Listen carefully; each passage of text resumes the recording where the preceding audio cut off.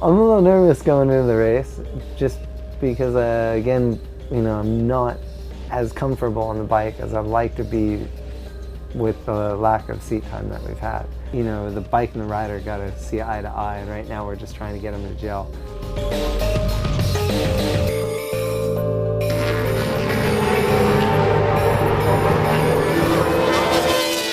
The ins and outs in the pits are always you're making evaluations and trying to figure out a direction to go forward, especially in practice. So it's common to jump off one bike onto a bike with completely different setup.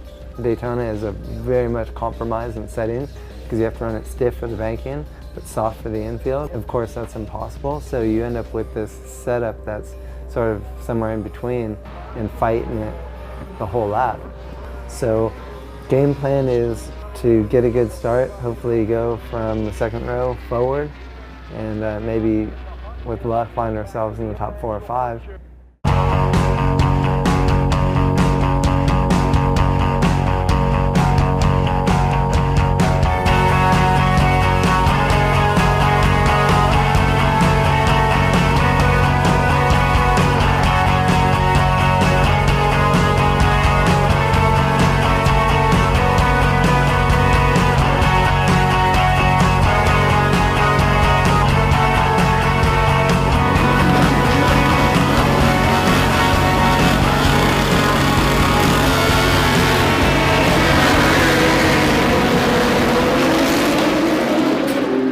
Richard also crashing out here in the infield, I believe, was the Attack Performance Cycle World rider, and that is Eric Bostrom. So Bostrom out of the running here as well. That number 26 rider just complete moron because he ran into Hayes in the horseshoe, and then just we went down the next straightaway, and of course that allowed me to get around both of them, and then out of nowhere, next thing I know I was laying on the ground. So really frustrating. We have such a fast motorcycle. I wanted to showcase the speed, and tough break, but we get another shot at it tomorrow.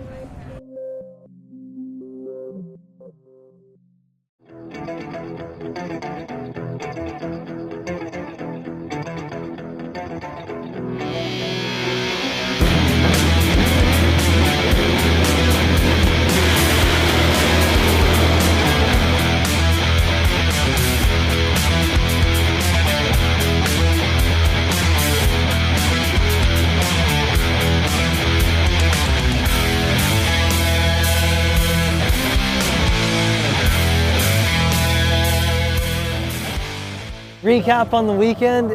Daytona can be very cruel sometimes, and boy was it cruel to us. On Superbike, it was a big disappointment, and the guys worked their butts off. We should have had a better finish than that. Bike was well capable of it. Boy, racing can, it can test your patience. We showed so much where we're, well outside the top 10. Get inside the top 10, and then this morning we're P2 for a while. So it's like, we just kept stepping it up, but unfortunately you need it all to come together, and it wasn't meant to be.